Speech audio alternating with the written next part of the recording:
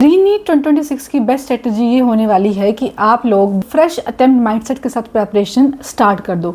देखो, जो होना था वो हो चुका है। हम सबको पता है कि आप लोगों ने बहुत मेहनत की थी और अभी आप थोड़ा ड्रेन भी हो चुके हैं, लेकिन एनटीए ने ऑफिशियली आपका एग्ज़ाम कैंसिल कर दिया है, री एग्ज़ाम की अनाउंसमेंट कर दी है और जल्द ही फ्रेश डेट्स भी हमें मिल जाएंगी।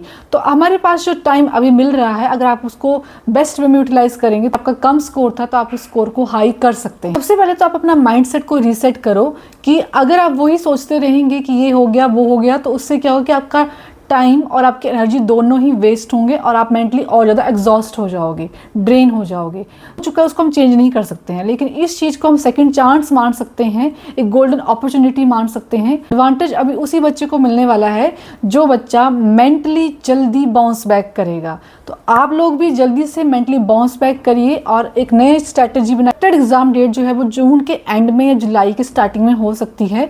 तो इसका मतलब ये है कि हमारे अभी 30 डेज तो हैं।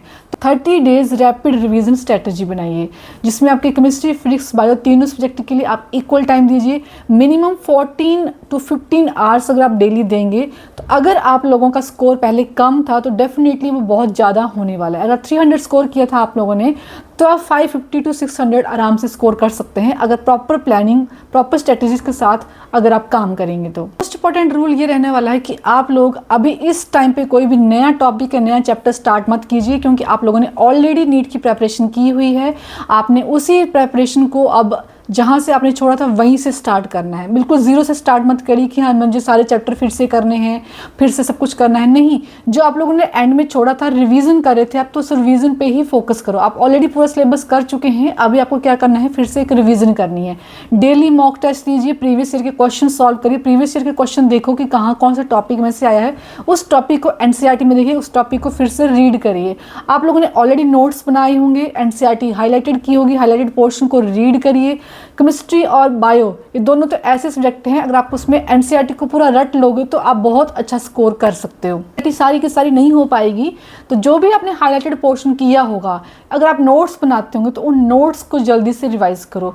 प्रीवियस ईयर के क्वेश्चन सॉल्व करिए। आपने ऑलरेडी नीट का पेपर अभी दे दिया है, उसको भी एनालाइज कर सकते हैं कि किस तरह के क्वेश्चन आए थे और इससे उसी तरह के क्वेश्चन आपको दोबारा आएंगे। एनसीईआरटी को, बायो और केमिस्ट्री को तो एनसीईआरटी ही मस्ट है।